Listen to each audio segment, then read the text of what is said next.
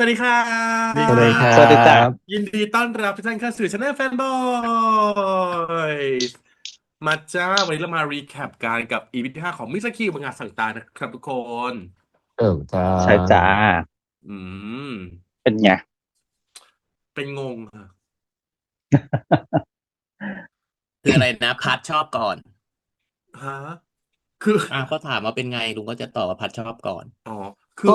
ก็รู้แต่ ก็ EP ก็ถูกหนึ่งแล้วปะอืมก็ดูมีออกอยู่มีใครไม่รู้ว่ารู้แต่ EP หนึ่งอันนี้ EP ห้ายิ่งชัดพัดชอบเข้าไปใหญ่เลยมานานแล้วจีบไม่หยุดจีบไม่หยุดเนี่ยถ้าเรามโนสนเทศเก่งก็คือมันเริ่มจากความสงสารก่อนที่พ่อตัวเองไปมโนทำเพี้ยครสอบครัวเขาโนสงสารหรอแล้วอยู่ๆก็คือตามดูแลตามส่องตามไปตามมาอ้าวชอบเฉยอ่นี่อ๋อาตามตามส่องเหมือนแบบเป็นวิญญาณตามติดน่ะแล้วอืยืนเสื้อดำๆอยู่มบนหน้าต่างตะคุ่มโอ้ตะคุ่มอยู่ริมหน้าแล้วต่างยืนอยู่ด้วยหน้าบ้านเขาเหมือนผีสัมภเวสีแล้วก็ตามตั้งเจ้าแต่ที่ไปที่ไม่ยอมให้ซื้ออาหารแมเข้าบ้านน่ะวแล้วไม่ใช่เหรอก็อันนั้นอืก็ไปยืนส่องมอยู่นั่นนะก็เหมือนผีเหมือนกันเห็นไหมยจริงๆอ่ะ ป้าจะสอนให้ว่าเวลาเราชอบใครเราอย่าตามอย่างเดียวเราสงเคราะห์เงินให้เขาด้วยเช่น ค่าอาหันแมวอะไรอย่างนี้ อะไรอย่างนี้เราขอ QR code เขาลองดูแรงมากเขาแต่คิดว่าถ้าเขาเขาไปซื้ออาหารแมวเหรอ ใช่ เนี่ยแล้วคือก็ตามดูเขาทุกฝีก้าวตามสืบประวัติอะไรมาหมดอืมแต่แต่เราก็ผิดคาดไปอย่างหนึ่งเราก็นึกว่าตัวของชื่ออะไรนะพัดกับใครนะเคเคเคแล้วฉันก็นึกว่าเคเนี่ยก็รู้อยู่แล้วว่าพ่อรักเธอของมากกว่าอ๋อสารวัตรอะ เอองงอ่ะทำไมเขาไม่รู้ว่านามสกุลเดียวกันไม่ใช่เหรอหรือไม่ได้อาจจะไม่ได้สนใจนามสใส่ใจกุลหรอเอออาจจะไม่ได้ใส่ใจก็คิดว่ามันไม่ไอ้นามสก็กุลนี้คิดว่าเป็นมันไม่ได้มีคญาติตำรวจนเดียวน้ำดีอะไรคนนั้นเอออะไรเงี้ยอ๋อชัยวัฒน์อะไรนั่นใช่ไหมอือืไม่มแต่ก็มต้องนามสกุลเดียวกันไงพ่อใช่แต่อาจจะไม่แล้วก็ลูเมนชั่นเฉกเนี่ยยๆไงป้าแล้วไงคดีอ่ะ คือคงแบบลืมคือคงแบบเก่าไปแล้วอะไรอย่างเงี้ยเหรือไม่ก็อาออจจะไม่ได้รู้ชื่อจริงเขาเออาจจะอแต่สิ่งที่ป้าสงสัยมากในอีพีนี้คือเออเปิดมากูมึงเลยอ่ะพัฒสรรพนามนาความสัมพันธ์แล้วไงป้าก็เดี๋ยวอีก็พีหน้าก็เต็งรับมีดเดฟแล้วไงอย่างที่เราบอก รับมีดให้แล้วก็ต้องสนิทแล้วไหม อีอีพีหน้าก็เตงเบฟอ้วมอะไรกันมาโอ้แล้วไงโหคุณผมแต่พอแทงปุ๊บเรียกพัดพอฟื้นปุ๊บมึงเอเลิศอสถ้าจะนิทให้เขาเรียกตีหรือไง เอออุ้ยว้ายก็เรียกอยู่ผมก็เรียกอยู่บ้าอยู่เหรอตื่นมาพอตื่นมาหันไปเห็นเขาตื่นปุ๊บตีมาทำอะไรอย่างนี้เหรออืป้ามเห็นเวลาโทษนะพอน้องยังพูดถึมาบอกเลงเรื่องนี้ยน้องยังมาบอกเลยแทนที่หาน้องเปล่าหาตีเออลืมตามาหาก่อนเลยหาเคก่อนเลยอ่ะ อืม พอพูดถึงเรื่องนี้คือหลายจังหวะมากนะทำเราแบบว่าหึหึไม่ต้องแล้ว หือค่ะดูจากรีแอคชั่นพวกเราพอค่ะที่เหลือคิดเอาเองประธานโทษนะคะตอนอยู่โรงพยาบาลกัน2 คนอะเดินสะเงาะสะแงะมากเดี๋ยวล้มแต่พอไม่อยู่ตอนที่ออกมาถอดระเบียงปลดฟิลเตอร์สาววายออกนิดนึงก็เข้าใจแล้วแหละว่าทำไมเขาถึงเอาหน้าท้องไปรับมีดแทนเพราะว่าเขารู้สึกผิดอยู่รู้สึกผิดแทนพ่ออ๋อเอาฟิลเตอร์ใส่กลับเข้ามา อ่า เมื่ออีกี้ลุงแรงขอสาระแป๊บอีลุงแรนึงแล้วก็งมากกลับมาต่อแต่ว่าตอนอยู่ต่อหน้านักข่าวอะแผลยังไม่หายก็เดินอกผายไหล่เดินพึ่งนะอาดเข้าไปเนาะเออแต่อยู่กับเดี๋ยวศัตรูรู้แต่อยู่กับเตงอะเดี๋ยวล้มก็นักข่าวเขาไปทำอะไรเตงเราล่ะอืมการล้มนั้นจงใจหรือไม่ใช่สะดุดจงใจเฉยๆสะดุดรักไม่ได้ทวางสเต็ปเพราะตรงนั้นระเบียงมันมีสเต็ปไงเออมันต้องเป็นแต่ว่ามันต้องเป็นสายตาขั้นเพราะว่ามัวแต่มันต้องมีโฟกัสสเต็ปอย่างนี้สายตาอย่างนี้มัวแต่โฟกัสเตงอยู่ไงก็เลยเไม่ได้มองออเห็นอย่างนี้เข้าใจปะอืมตอนแรกระเบียงเตงไปโรงพยาบาลยืนทำไมอยู่ตรงนั้นไงจริงๆแล้วระเบียงเตงไปยืนทำไมตรงนั้ระนแล้วไปพลาระเบียดพับงโรงพลงบ้านยาบาลน่ะไปมันต้องมีสพลาดพับเต็ปอยู่แล้วเดี๋ยวน้ำเอาหรอย้อนเอาหรออันนี้ไม่รู้อะไรนะสเเขาเรียกว่าอะไรนะระเบียงโรงพยาบาลยังไงมันต้องมีสเต็ปกันน้ำย้อนเข้าห้องอยู่แล้วเออไงก็เพราะฉะเป็นนั้นมันต้องสเต็ปไงปุ๊บโดนปุ๊บหล่นอะไรก็โอ้อย่างงี้ตอนแรกก็หมดฉันก็เจ็บนึกว่าบอกเจ็บแผล ว่ามัวแต่โฟกัสคนข้างนอกไงไม่ได้ดูว่าข้างล่างมันเป็นสเต็ปไงอ๋ออักรีเพราะว่าถ้าแล้วมาอ้างว่าเจ็บแผลฉันไม่เชื่อนะ เพราะอีกอ่า 3 วันคุณเดินป่อเลยนะ อืม แล้ ไม่ ว ได้ เวลาเพื่อนเราทุกข์เนี่ยเราทำอย่างนี้ไหม ทมะลุงทำถ้าลุงบอกว่ามึงยิ้มหน่อยลุงทำตัวเองนะมึงยิ้มทีไม่ใช่ไปเนี่ยจิ้มแบบเนี้ย เขา แต่ว่าลุงไม่เอามือไปแหวกปากเพื่อนนะป้าลุงไม่ยื่นมือไปมึงยิ้มสิอย่างงี้ไม่นะ ไม่ แล้วตอนต่อบุหรี่ก็ทำอย่างนั้นจริงเหรอ มี ฉัน อัน เป็น นั้น คน ไม่มี ที่ ไม่มี คน ยอม ต่อ อัน บุ นั้น หรี่ ฉันเป็นคน แบบ ที่ นั้น ไม่ เดี๋ยว ที่ไม่ดูดบุหรี่ เดี๋ยว เพื่ ต่ อน อ ผู้ บุห ชาย รี่ ต่อ เพื่อน บุหรี่กันแบบนั้น ต่อ ปก บุห ติ รี่เพื่อนจริงๆคือเอามาเดี๋ยวกูต่อให้ หรอ ก็จะยื่นมาแล้วก็ต่อ ไม่ อย่า รู้ ง ว่า นี้ ทำแบบนี้ได้ แต่ถ้า ตอน ขี้เกี เขา ยจห เอา น่อย หน้า ถ้า เข้า ขี้ หา เกียจหน่ กั อย น ก็ ฉัน ยืดอย่างนั้น กรี๊ดเล โอย เคอยู่ ดีนะที่เล็งแม่นเนาะถ้าเล็งไม่แม่นนี่คือไม่ได้หน้าไม่ได้บุหรี่นะพี่ต่อ ก็เลย รับ จิ้ม รอง หน้า ได้เลย เพื่อน จิ้มหน้า ถ้างั้นการไปกินหมูกระทะเราจะคีบหมูให้เพื่อนไหมถ้าเรายังไม่อิ่ม คีบให้แต่ก็ ก็ คีบ คี ให้ บ มันอ ได้ ยู่ไกล คี ฉั บ นก็ ปก คีบ ติ ให้ ก็คีบได้ หมูกระทะชาบู หรอ ตักให้เพื่อน เออ ปกติ อัน เอ เนี้ย อ ป นี่ ถูก ก อะไร ปกติ น้ำใจ ฉันจะตักให้เพื่อนก็แต่อเมื่อฉันอิ่มแล้ว นั่นแห ไม่ ละ ทำถึงไม่อิ่มแต่มันนั่งไกลหม้อไงก็ เอ ต้องตักให้ อ มัน อ๋อ เนี่ย ถ้า แร ไก่ ง หม้อ น้ำใจมากเลย เข้าใจ จุ๊บ ไม่ ได้ ต่อให้ยังไม่อิ่ม ก็ถ้า ใช่ ปิ้งมาแล้วในชามตัวเองมีก็แชร์ได้ เอ ไม่เป็นไร อ แล้วพวกเรามี หรือ น้ำใจ ไม่ แต่ถ้า เราอยาก แต่ จะ ถ้า แบบ มัน เออ ตักเองถึง อื ไม่ ม ค่ะ ตักเองค่ะ ไม่ต้องมาหวังกูอ แต่ ย่าง เมื่ เงี้ อย กี้ ใช่ เมื่อกี้ถึงไหม ไม่แต่ นั่ง นี่เขา ข้างค่ะ เขาให้รางวัลรีวอร์ดไงว่า เอ อ๋อ อ อ๋อ ถ้าเขาป้อนใส่ปากค่อยว่ากัน จริง แต่ว่าการแตะหลังตอนยิงปืนนั้น ไม่ไอแต่หลัง คนแต่หลังไม่เท่าไหร่ ตากล้องมากกว่า ฉันเกลียด ตา เกลียด กล้องแบบว่า โอ้โห ตากล้อง เกลีย นี่ ด คือ การ สาววาย ซู แน่ ม นอนตากล้อง ถ้ากล้อง ไม่ ซูม แล้ว มื การ ออะ ซูม แล้วเขาซูมเหมือนเขาทำเป็นแบบ เหมือนจะซูมมือแล้วก็ฉลับอ ใช่ อกเป็นแบบ เอ โอ้ อ คือบอกว่าตากล้องอ่ะไม่ไหวแล้วนะตากล้องไม่ไหวแล้ว ฉันรู้นะ ทั้งตากล้องทั้งเจ้าของ Act Official เนี่ย ฉันว่าแก๊ง ใช่ เดียวกัน เอ้ยแต่ถือแต่ถ้าพูดถึงเด็กมันก็แสดงดีนะ2 คนน่ะ แต่ ค ดี วาม มาก สมจริงในการจับมือยิงปืนมันคือถูกแล้ว อืม อืม แต่ที่ เออ น่า เพ ส ราะ ง ว่า สัยคือนางยิง ว่า แม่นเกิน นี่ โอ้ แหละ โห คือ question ที่เกิด เอ ขึ้น อ เพราะมัน ค เข้า รั้ง ตรง แร ก เข้า ลาง เซ็นเตอร์เลย ครั้งแรกเซนเตอร์เลย ใช่ไหมหรือสันนิษฐานที่ฉันเดาไว้ว่าเคก็เป็นหนึ่งในกระบวนการ จะถูก คือพอสำหรับลุงเนาะตอนแรกอะลุงเห็นด้วยกับเจ๊จุก แต่พอหลังจากที่นางไปเยี่ยมคิมปุ๊บอะลุงมองอีกอย่างหนึ่งเนี่ยนางอา ก็ จ จริง จะไปศึกษาเรื่องพวกนี้มา แต่ว่านางไม่ได้เป็นคนผู้อยู่เบื้องหลังผู้สมรู้ร่วมคิดน่ะนึกออกไหมคือเหมือนคนที่จะเขียนนักเขียนอย่างเงี้ย บางทีเวลาจะเขียนเกี่ยวกับเรื่องนี้นางก็ต้องไปศึกษามาก่อนถูกปะ มันก็เป็นที่มา อะไร ของ เงี้ย สตอรี่และตัวแอดเมนชั่นนั่นแหละว่าเป็นสตอรี่ของใคร เพราะฉะนั้นเนี่ย นางไปศึกษามา possibility มัน เนี่ย ล คื ด อ ล นาง ง ก็อาจไปสัมภาษณ์ยายอสุรามา แล้วก็นางมาทำตอนพวกนี้ถูกไหมล่ะเอ อะไรอย่างงี้ไป อ ได้ข้อมูลมาอันเนี้ยคือพอมันเป็นอย่างตอนแรกอะคิดเหมือนเจ๊จุกว่าเอ้ยหรือว่าจริงๆแล้วนางคือผู้อยู่เบื้องหลังทั้งหมด พอมาพอมันมีอันนี้มา แย้งเราปุ๊บว่ะ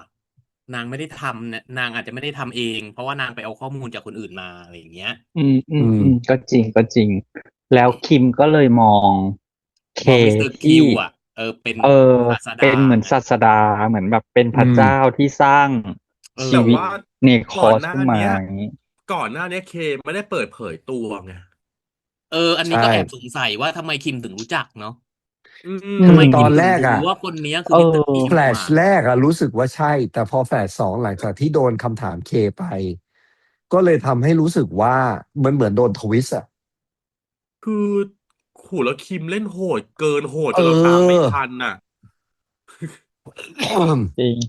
คือตอนเนี้ยเราไม่รู้เนาะถ้าตอนที่20อะเป็นของอสุราไหมเราก็ไม่รู้เนาะอันเนี้ยเนาะ อืม ถ้าสม อื มุติว่า ม เหตุการณ์เกิดขึ้นด้วยตอนที่20จริงอย่างที่คิมบอกอะก็ต้องไปดูอีกว่าตอนที่20อะข้อมูลมาจากอสุราหรือเปล่าอีก คือ อืม ด้วยความที่เราอ่าน คือจนตอนนี้นะส่วนตัวเรามองว่าเรายังอ่านคิมไม่ออก100%เว้ย อืม คือจากอี ใช่ พีที่แล้วเราคิดว่าคิมไม่ได้ลึกลับขนาดนี้ อืมการเห็นเคของอีพีที่แล้วเราคิดว่าเฮ้ยคิมมันต้องรู้จักเคแน่ๆเลยรู้จักรู้จักในฐานะอะไรเราจะต้องสักอย่างใช่แต่พอวันเนี้ยมองเป็นศาสดามั่งแต่อยู่ดีบทเขาจะฉลับออกทางอื่นน่ะพอเหมือก็นกับรู้ดิ้นไปเลยตัวว่าตัวเองโดนหลอกถามอ่ะแม่งพาออกอีกทางอ่ะอันเอเนี้ยอืรู้สึกอมว่าคิมมันฉลาดมันไม่ได้บ้าด้วยซ้ำอ่ะหรือมันบ้าแล้วมันฉลาดมากอ่ะคือคือแล้วเป็นคคำนพูดที่เหมือนเรียบเรียงและคิดมาดีแล้ว เอมีการใช่เปรียบเทียบ มีเอการอย่างไรอย่างเงี้ย อ มันไม่ใช่แบบอะไรที่คนปกติจะแต่คิดได้ในลุงแอบตอนนั้นนะคิดไปอีกนิดนึงคือทุกคนในวงจรนั้นนะวงจรของคิมอ่ะรู้อืมหมดรู้ว่ามิสเตอร์เคเอ้ยรู้ว่ามิสเตอร์คิวอ่ะคืออยู่ใครใครอืลุงมว่านะรู้แล้วก็อาจจะสั่งสอนกันมาว่าเนี่ยคือศาสดาศาสดาของเราอ่ะโดยที่เจ้าตัวไม่รู้เรื่องอ่ะหมายถึงมิสเตอร์คิวเองไม่เข้าใจรู้เรื่องว่าโดนเอามาตั้งเป็นศาสดาก็อะไรแบบเนี้ยคือเหมือนกับหาตัวเจอตั้งแต่แรกคือเอออะไรอย่างเงี้ยอะไรอย่างเงี้ยถ้ามาด้วยสันนิษฐานนี้แสดงว่าทันต้องหลุดเพราะทันไม่รู้ว่าเคคือมิสเตอร์คิวเผลอๆทันรู้แต่ทันแกล้งมาถามเพื่อแกล้งมาถามแพลการเพื่อวความมั่นใจหรือไม่ก็แกล้หงแค่รือปั่นแกล้งถาม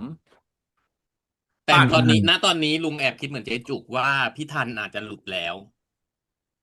หรอหลุดจากฆาตกรน่ะคือทันน่ะมันจะมีความแบบปั่นที่พี่น้องตีเออกันอยู่ปั่นลุงว่าตัวละครนี้เอามาปั่นมากกว่าหรอเอาคือมีไว้เพื่อปั่นตัวละครอื่นๆทั้งหลายปั่นเรื่องคดีปั่นเรื่องเหตุการณ์อะไรอย่างเงี้ยเพราะว่าเห็นไหมล่ะคือบางทีข่าวที่ได้มาจากนางอ่ะนางก็นางก็นำหน้านะแต่คือทัอืนกับคิมมไม่เคยเจอกันเห็นป่ะเขาไม่ให้ทันกับคิมเข้าฉากด้วยกันเลยนะเว้ยเราเลยไม่เห็นรีแอคของตัวละครคู่นี้อ่ะอืมคือเราอาจจะคิดเยอะไปสำหรับทันกับคิมก็ได้นะส่วนตัวเพราะว่าภาพที่ใช่มันถูกชี้มาของความเป็นเจอเป็นเป็นนักข่าวเป็นอืผู้ประกาศมข่าวแล้วอืมก็มีความปั่นเนี่ยกัเอบการอกับการรีเลทเชื่อมโยงเนื่องจากว่ามันถูกเซตมาให้มีความรู้สึกว่าทันมีอะไรตลอดเวลาใช่ลุงเลยคิดมิสว่าเราลีดเหรออาจจะมองไปเองว่าทันอ่ะมีส่วนในเรื่องคดีเอ้ยอืมีส่วนกับม ฆาตกรอะไรอย่างเงี้ย อืมแต่นะมีส่วนกับการสืบคดีอะอาจจะมีไงเพราะอย่างที่บอกแหละนางก็มีเส้นมีสายไงนางก็มีก็มีข้อแหล่งข่าวมูลของนาเห็นปะล่ะงอะไรอย่างเงี้ยข้อมูลนางก็หาได้อะไรอย่างเงี้ยอืม แต่นางอ่ะพยายามเหมือนกับพยายามเข้าข้างฆาตกรป้าทันอ่ะ คือไม่คือจริงรู้ว่านางเข้าข้างๆในฆาตกซีรีส์รหรือนางต้องการจะทำลายคือส่วนตัวในลุงกลับมองว่านางแค่ขายข่าวอ่ะป้า อืมเหมือนคือเป็นสื่อที่จะมาขายข่าวเพราะว่านางอาจจะไปสืบประวัติคิมมาแล้วเจออะไรขึ้นมาต้นตอแล้วต้นตอมันดันไปตรงกับเรื่องเหตุการณ์ของอะไรนะเหตุการณ์ที่เหยื่อกลายมาเป็นคือมันคือเหฆาตกรซะตุการณ์จริงเองอ่ะอืมอะไรอย่างเงี้ยโดนคือคนที่เคยเป็นเหยื่อโดอืมนสร้างให้มาเป็นฆาตกรซะเองอะไรอย่างเงี้ยเพราะว่ากอืระบวนการคือยุติธรรมอันนี้เห็ที่มันไม่ยุตินกับลุงธรรมจริงเห็นด้วยกับลุงเพราะว่าลุความงว่านางรู้สึกเจกเอาข่าวคือมาเล่นเรื่องกระบวนการยุติธรรมมากกว่าคนเสพข่าวอืที่ม ไม่ได้รับความยุติธรรมอืมแล้วเมื่อฆาตกรต้องมาทวงความยุติธรรมเองเหมือนเหยื่อมันได้ใจต้องมาคนทวงความยุติธรรมเองอ่ะเออแล้วมันได้ใจคนคือเรามันได้มวลชนใช่คือคำพูดของปาของพาร์ตอะถูกนะว่าเอ้ยตัวเองเป็นเหยื่อแล้วไม่ได้แบบว่าจะมาทำแบบนี้ได้ตอนที่พูดกับเคใช่ปะอืมอันนั้นน่ะถูกอืมเห็นด้วยแต่ทีเนี้ยคืออย่างที่บอกแหละเพราะว่าพอมันมีอารมณ์เข้ามาเกี่ยวเนาะเออมันมีการลมเข้ามาเกี่ยวแล้วทีเนี้ยอย่างที่ทันมันถามท่านผู้ตการน่ะอืมว่าเพราะว่ากฎหมายฉบับนั้นใช่ไหมอะไรเนี่ยนะสักออืย่างหนึ่งอะ มอืมอืมอืมเนี่ยลุงว่าลางก็เลยไปเล่นข่าวต่อเพราะว่ามันเป็นเหตุการณ์ต่อเนื่องไงอืมก็คือคือกฎหมายที่เอาจะเอาผิดโจก็คือกฎหมายฉบับเดียวกับที่เคยไม่ให้ความเป็นธรรมกับโจรคนนี้เอออืถูมถูกอืมถามแรงนะใช่แรคำถางมแรงนะชอบนะชอบในเจ๊การยิงจุกไงว่าคำถามว่าดีนะที่ท่านผู้การแค่พูดสุภาพแล้วก็แล้วเดินหนีเดินออกไปอืม เออคือมันก็ทำไม่ได้เยอะกว่านี้หรอกเอาจริงๆคืออย่างอืเก่งก็คือทำมให้เห็นความฟึดฟัดนิดหน่อยเอแต่อันนี้ถืออว่าคอนโทรลอารมณ์แล้วก็ walk out จบไปไม่แต่ถูกเอาจริงใช่ๆนะคือผู้การก็คงโล่งใจที่อีสอสอบ้านเนี่ยตายไปแล้วเพราะว่าอีสอสอเนี่ยคือคนที่ สร้างปัญหา อืม คือตอนเนี้ยเรายังไม่รู้ว่าผู้การน่ะ มีส่วนอะไรไหม อืม แต่ หมา ลู ย ก ถึ น้ ง อง ว่า อา มี ชัย ส่ว วัน ฒน์ ในว น่ะ งจรพวกที่ตุยไปแล้ ลู ว ก อะไหม ลูกน้องเนี่ยมีความปวดประสาท ลูกน้อง แต่ ลูก อี น้องอาชัยวัฒน์เนี่ย แต่อีลูกน้องเนี่ย ลุงว่าไม่ใช่คนดีหรอก คืออาชัยวัฒน์อะดูมีความเป็นคนดี เออ คือดูน้ำเสียงมีความเมตตา แต่ก็ไม่แน่นะ ก็ไม่แน่ ทุกอย่าง แต่ เกิด คื ขึ้ อ นได้ คือทุกอย่างมันเป็นไปได้หมด แต่คือไม่รู้ว่าลูกน้องอาชัยวัฒน์อะอยากจะแบบชิงดีชิงเด็กกับพัดหรือเปล่า ใช่ อ้าว แล้ว มันแน่ แต่ น ที อ เนี้ย น ก็คือ แส ตำแห ด น่ ง ง ออ สู ก ง ม กว่าด้ ไมวย่ นะ ได้ไง เพราะอันนั้นคือหลานไง อื ไม่ แต่ ม ว่าอันนี้ นั่นคือตำแหน่งสูงกว่าพัดอีกนะ ไม่เป็น ใช่ แต่ หมาย เห ถึ มื ง อนกันไม่ แต่ ใช่ ห เห มาร ย อ ถึงไงว่าที่มันพูดไงเจกที่มันพูดที่ร้านหมูกระทะ อื อะ เดี๋ยวต่อไป ม ก็น่าจะแซงหน้าผมแล้วมั้ง อย่างเงี้ย เอ อันนั้น อ คือ ก็รู แขว้ ไง อันนั้นหลา ว่าน เป็น ไง หลา แขวะ นนะ อันนี้ อันนั้ แข น วะ แข ว่า วะ เป็นหลานนะนั่นน่ะ อื ถ้าเป็น ม กูก็จะตอบว่ารู้ก็ดีแล้วนี่ อ้าว อัน ก็ เนี้ย ถ คื า อ ม แข ว่า วะ ทั้ง ว่าใช้เส้นสายแล้วนะ อันเนี้ยคือ ทั้งหมดก็รู้ เพราะยังไง อ้าว ถามว่ามึงหลาน ยังไงก็ต้องขึ้นเปล่า? ถูก แล้วผลงานก็มีไง เอ อื อ ไม่ใช่ ไม่ ม แบบว่าขึ้นโดยที่ไม่มีผลงาน อันนี้ผลงานก็มี อืม เพราะฉะนั้น ค ขึ้น ดี เลย ใหญ่ ไม่ผิด ด้วย เออ เพ ล ราะ ุ ฉะ ง นั้น ว่า แซงหน้า อี มึง เนก็ี่ย ไม่ อา แป จ ลก จะเป็น 1 ในเหยื่อก็ได้ต่อไปเนี่ย อีสารวัตรเนี่ย เพราะว่าลุงว่ามันต้อง แบ็ก ใน กราวน ฐา มันต้ นะ องเป็น ปา คน ก ไม่ ดี ดีอะ แบ็กกราวนมันไม่น่าคนดีอะ ลุงว่าอาจจะเป็นอีก 1 ในคนที่จะโดนคิวอะ อย่า ก็ ต ต้อัง ด ไปดู สิน ว่า ด้วยแค่ความไม่ถูกใจลุง ใจเย็น ไม่ ชอบ แค่ไม่ชอบ แต่ต้ เอ องไปดู อ ว่า ไม่รู้ 20 อะมันคือคดีอะไรไง เออ ต้องรอ EP แลห้ น้า ว ไง ยายแพร คดี กับ ไอ้ ยาย นี่ ป ไม ริ ่ ม ใช่ นเห่ะ รอ ก็ค ไป ดีของ ทำอะ พ่อ ไร ไอ้นี่ไง ของพ่อเคไง ฮะ? คดีของพ่อเคไม่ใช่เหรอ? 20 อะเหรอ? อ๋อ หมายถึง อ๋อ คดี ตอน ตอ ที่ น ไอ้ ที่ นี่ 20 ต อ๋ อ อ น นึ ที่ กว่าหมาย 20 นึก ต วอ่า น พ ทูี่ ดถึงคดี 20 อีสารวัตรนั้นไปหยิบมา อ๋อ อ๋อ ไม่ ตอนที่ ๆ ๆ ๆ 20 อ๋อ อ๋อ คือ ซึ่ง จ แพร ริง ๆ แล้ ก วับ เนี่ย ปริม ได้บุกเข้าไปในโรงงานนั้นแล้วค่ะ บอกเลยปวด ว่า หัวมาก เนี่ยแสดงว่าแพรว ก รู้แล้วว่าตอนที่ 20 คือเรื่องอะไรใช่ไหมเนี่ย? น่าจะสงสัยแล้วว่า น่า ใคร จ จะเป็นเหยื่อ เออ อืม นางน่าจะรู้แล้วว่าเป็นเรื่องเกี่ยวกับอะไรตอนนัที่ ่นแหละค่ะ 20 ส แต่ รุป นะ คือสุดท้ายคือ 2 คนนั่นแหละเป็นเหยื่อ แต่นา ค ง ืก็อ ไม่ยอมพูดไงว่าเป็นเรื่องของอสุราหรือเปล่าด้วย ไม่ยอ ไม มไ่ ปบอกพี่ชายตัวเอง อ๋อ โกรธกันอยู่ งอนกันอยู่ จริง ถ้าแพรวรู้ว่า แพรวควรจะบอกใคร แพรวควรจะบอกเค ถูก ไม่ใช่มาเอเดี๋ยว ง เค ไมไม่่ใชใ่ ห้ ไป ไปอีก ไม่ใช่ไปนัดแพรวนั่งแท็กซี่มา คุ เณน้องขา ออ คือ แล้ว อัน เขเน้าี้ย ไปใน สิ่ รั ง งโจร สิ่งหนึ่งที่ตีพูดถูก คือหน้าที่ขอบเขตมันอยู่แค่ไหน เออ คือตีอะพูดด้วยอารมณ์ แต่ว่ามันก็คือความจริงความ นะ ถู ว่ ก าแกความ ไม่ใจริง ช่ใคร คือ เลย แก ไม่ใช่นักข่าว แกเป็นนักเรียน ม. 6 แล้วแกจะเอาอย่างงี้ไป คือมันไม่ได้ แล้วเป็น มันไม่ ผู้ ได้ หญิ แปลง ว่าอะไร 2 คนที่บุกเข้าไป จรด้วย ิง ง เอง มาก อ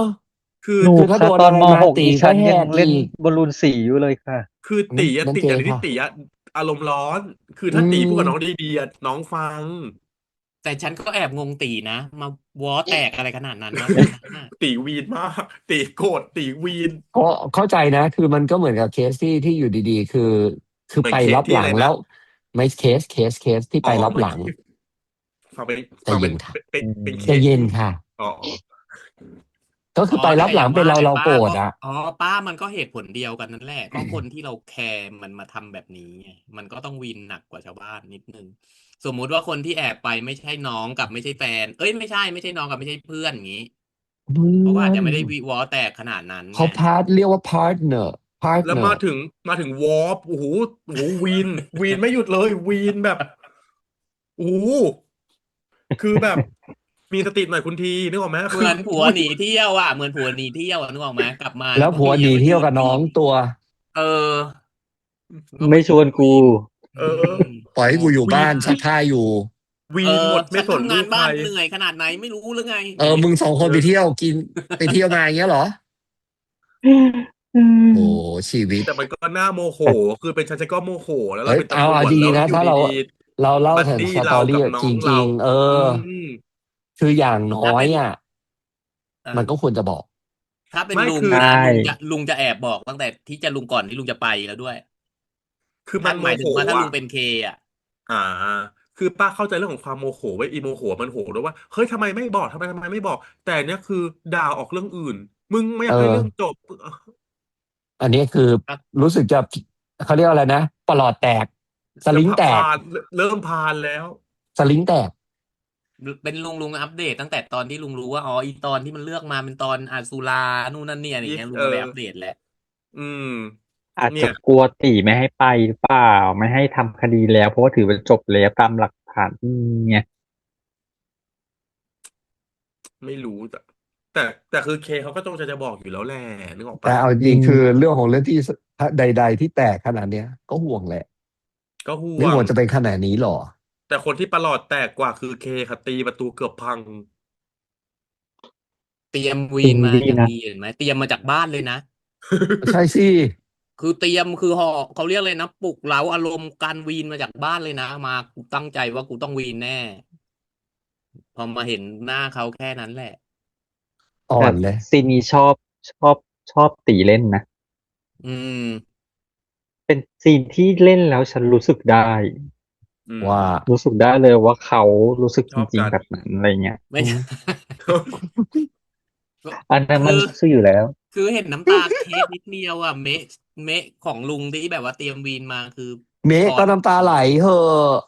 เมะไหลก่อนเมฆน้ำตาเมฆไหลก่อนด้วยคือสั่นไปหมดเลยอ่ะเออเห็นเลยอ่ะคือเล่นรับส่งกันดีซีนั้นนะเอาดีๆอันนี้ไม่ดีไม่ฟิลเตอร์ดีดีสาววายแล้ว อืม คืออันนั้นซีนเล่นนั้นซีนดีจริงอารมณ์นั้นคือรับส่งกันดีมากทั้งคู่เลยคือเข้าใจได้เลยเนาะว่าความความรู้สึกของเคที่มันรู้เนาะว่าไอ้คนเนี้ยคือใครอะไรเงี้ยอืมส่วนอีกอืคนนึงก็มคือเหมือนกัน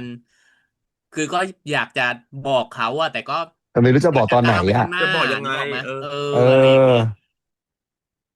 เล่นดีจริงเล่นดีจริงชอบอ่ะแล้วมันเหมือนกับแบบครับบิวบิวมาเต็มที่จอืริงๆอ่ะแล้วต่างอืมคนต่างแบบมันถูกมันปั้นอารมณ์มารอแล้วอ่ะมันคุกรุ่นมาตั้งแต่เรื่องก่อนหน้าแล้วไงอืแล้วมันมมาผอืมสมลงเข้าไปกับต่างเรื่องนี้มันคนต่างตึงก็เลยกลายเป็นมันก็เลยกลายเป็นใหญ่โตมโหฬารแต่สรุปอืสุดท้ายมก็คือ ยอมให้กันรักกันอ๋อพรุ่งรักกันนี้เช้าก็ตื่นมานอนอยู่ผ้าห่มเดียวกันจับว้ามือวเป็นเพื่อนกันเป็นเพื่อนกันแล้วก็ดึกแล้วไงเจก็กลับบ้านไม่ไหวแล้วดึกไม่ถ้าจริงแล้วคือท่านมาถ้าจบให้สวยก็คือแบบขอโทษตบหลังตบนะกอดตบหลังก็คือนอนคนนึงนอนอยู่บนเตียงอีกคนนึงไปยืนดูดบุหรี่อยู่ริมระเบียง อันนั้นไม่ใช่แล้วอันนั้นเกินเอาเหรอไม่ใช่เหรอมิตรภาพอ๋อหยุดค่ะไม่ใช่หยุดอันนั้นก็พะลุงแต่คนเราอะนะคะถูกพักงานอะมายืนยิ้มอยู่หน้าห้องเขาไปกินข้าวกูเหอะป้าไม่มีมึงไม่มีอะไรอยากจะทำบ้างเหรอมึงอืมว่างปะล่ะ เอ้ย จีบทุกดอกแล้วบอกมิตรเออภาพจริงจีบทุกดอกแล้วบอกมิตรภาพจริงอันนี้จริง ฉันเป็นเคผิดด้วยหรือก็งงนะ ฉันผิดด้วงยหรืองไหมล่ะอยู่ๆมาดูกินอยู่ข้าวงงนะอยู่คือเอาจริงๆนะตัวเคถามอ่ะเหมือนเครำคาญนะอืมมึงไม่มีอะไรที่มึงอยากทำบ้างเหรอเห็นปะมันถามอ่ะมึงว่างอ่ะมึงไม่มีอะไรคือที่มึงอยากทำบ้างเหรอคือตอนเนี้ยบกตาหวานเซ็งแล้วกูไม่ได้ออกเล่มใหม่ละ เพราะว่านักเขียนหวานอยู่นักเขียนตามตำรวจไม่หยุดนักเขียนโดนตำรวจจับอีพอตัวไม่หยุดอีบกก็ไม่ควรจะเขียนให้มันแล้วแหละมันยังไม่จ่ายเงินเลย เออเออจริเอง อป ล่อยมันไปไม่ต้องไปเขีอีเวนยนให้มันเฮ้ยไม่ใช่ว่าบกมันจะเป็นเดอะเด็กซ์นะชอบโกงเงินนักเขียนเนี่ยมันก็ไม่แน่นะอาจจะเป็นหนึ่งในเหยื่อก็ได้นี่นี่นะใครจะไม่รู้ต้องรอดูว่ามันในของอะไรนะเนครอสมันมีเรื่องเกี่ยวกับนักเขียนไหมไงป้าบกหรือเปล่า ไม่น่ามีถ้ามีเกี่ยวส่วนตัวกับการไม่น่ามีบกอย่างเงี้ยมันก็ไม่แน่หรอกอืมชวนคิดนิดหนึ่งเพิ่งคิดว่าได้ว่าฆาตกรไม่ใช่คนร้ายตัวจริงนั้นอ่ะตอนถ้าเอาเปรียบเทียบกับไฟที่คิมบอกนะไฟเนี่ยอาจจะเป็นฆาตกรตัวจริงตัวร้ายตัวจริงแล้วสะเก็ดไฟคือเขาปล่อยให้ไปไม่ไปก่อหลายคดีๆที่แล้วหลายๆคนสะเก็ดมีหลายอันไปอย่างนี้ฉันมีความรู้สึกว่าหรือเป็นไปได้ว่าคนร้ายจริงๆอ่ะอาจจะไม่ใช่เหยื่อผู้ถูกกระทำ แต่เป็นหนึ่งในแก๊งของคนร้ายที่โกงนั่นแหละแล้วพยายามกำจัดทิ้งอันนี้ก็คิดกำจัดเยอะนะเนี่ยคนในแก๊งเดียวกันทิ้งเพื่ออันที่นี้ก็ตัวเองคิดเยอะจะได้แบบอะไรอย่างนี้เกี่ยวกับคดีเมื่อปีอ๋อก่อนนู้นหมายถึงยืมมืออย่างเงี้ยเหรอ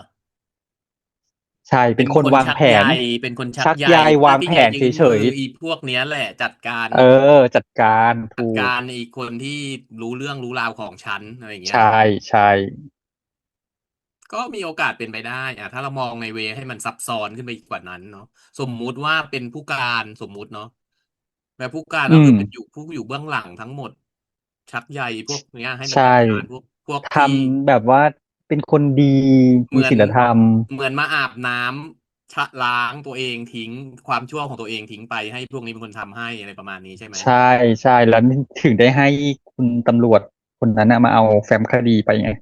หรือ ก็ ว่า อาจจะเป็นไปได้คือ ถ้า เดี๋ย ม ว อง ว่า ให้ อา มัน ชั ซั ย บ วัฒ ซ้ น์ อ เป็น น The Last Boss เหรอ อะไรแบบนี้สมมุติขึ้ โด น ย มา การใช้มือข ใช่ วา เออ ใช่ เป็นคนท แล้วก็เหมือนประมาณว่าไปสร้างขึ้นมาศาสตรา เอ อะไรก็สร้าง อ ขึ้นมาให้แล้ว พวก ก็ นี้ แบบ พวก ว่า เนี้ย ให้คนที่เป็นเหยื่อจากคดีนั้นน่ะ เป็นคน แล้ว ไป มัน จัด มีแรง การ จูง จั ใจ ดการ เนาะมันมีแรงจูงใจที่จะ เอ ให้ทอ ำก็เป็นไปได้ เพราะว่าแล้วถ้าเราเห็นเนาะก็คือไอตัวคิมเองอะ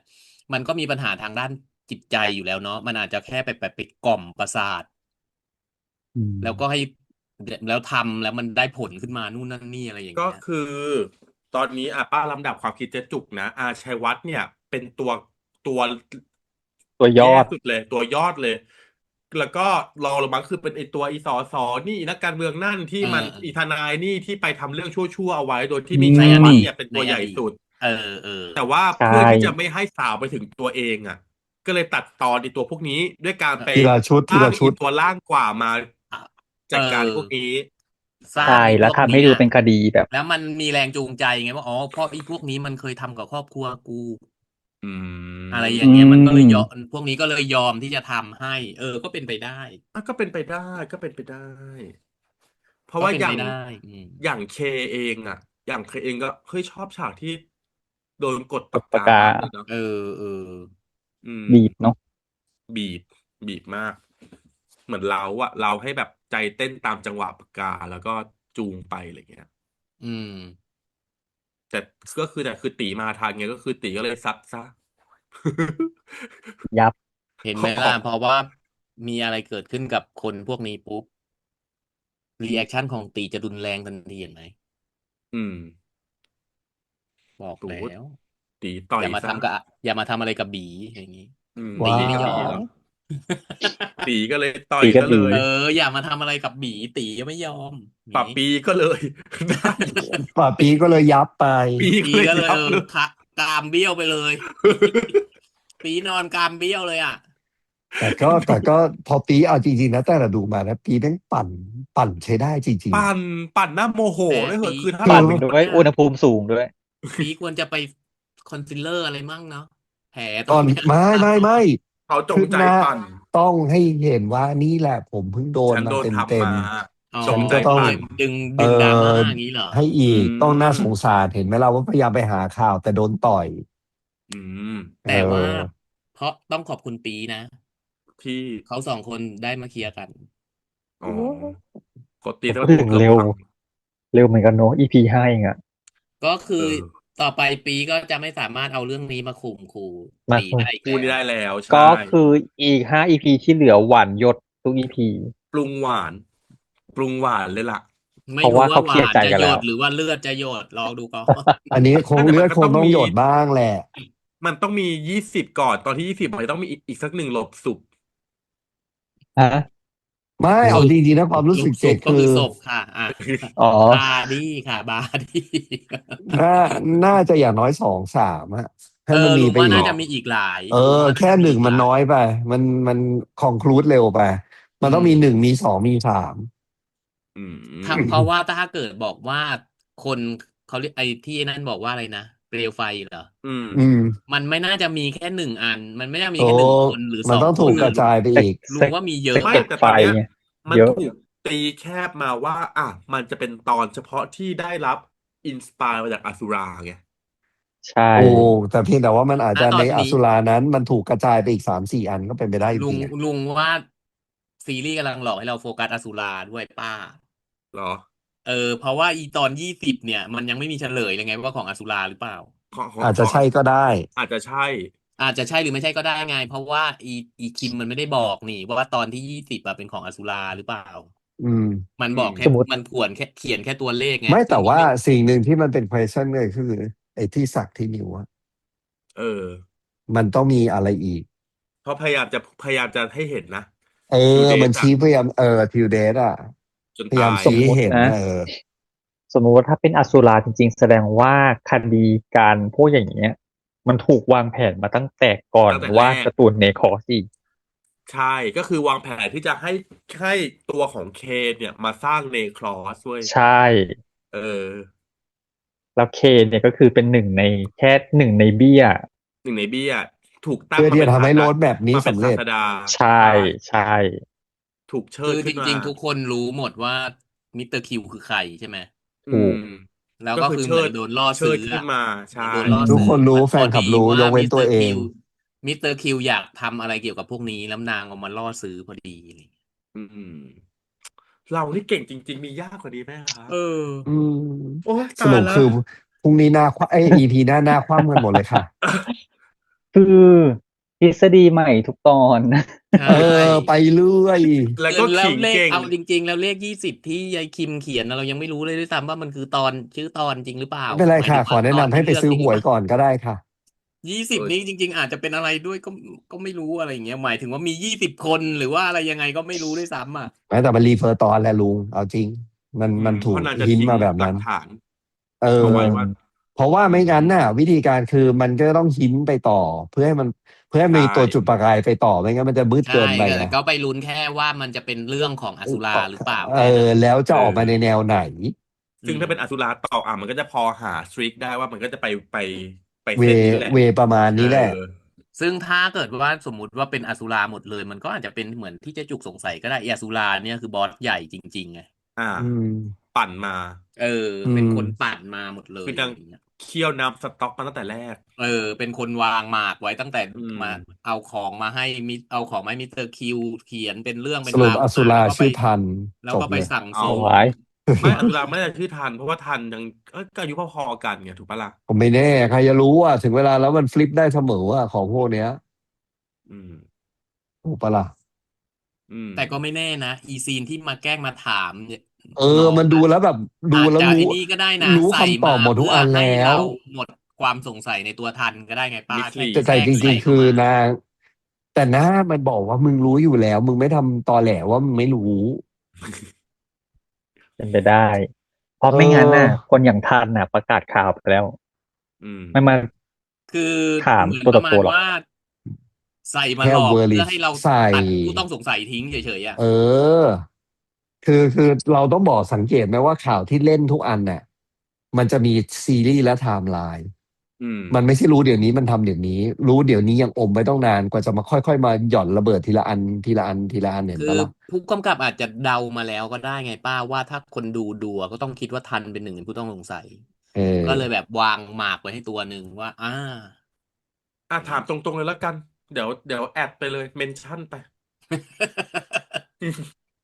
นี่ใช่ไปหาใครคะ หาทัน พ่อเหรอ พ่อบอกว่าอย่ายุ่งกับกู แท็กปีไปว่าปีเป็นฆาตกรหรือเปล่า เอ ใช่ อ ใช่ ตร ใช่ งๆ ไห ไป ม เลย เอ สา อ รภาพมานะ อืม ว่า20คืออะไร หมายถึง ระ ว่า วัง จะ เขา มี ต อีก อบ 20 EP เหรอ อุ๊ย หรือไม่ก็แท็กไปถามว่ามีอะไรอยากเล่าไหมจริง แท็กไปถามว่าอยากเล่าไหมแล้วปีตอบว่าอยากทำไง ต้องซื้อเหล้า มา ให้นาง สิ อีก คะ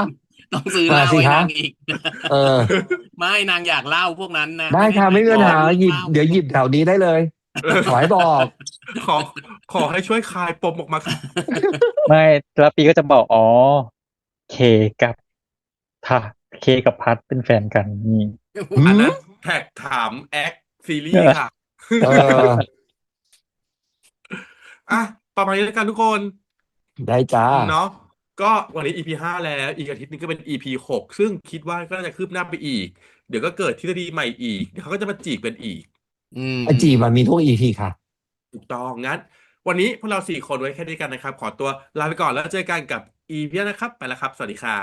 สวัสดี สวัสดีครั ครับ บ บา บาย ย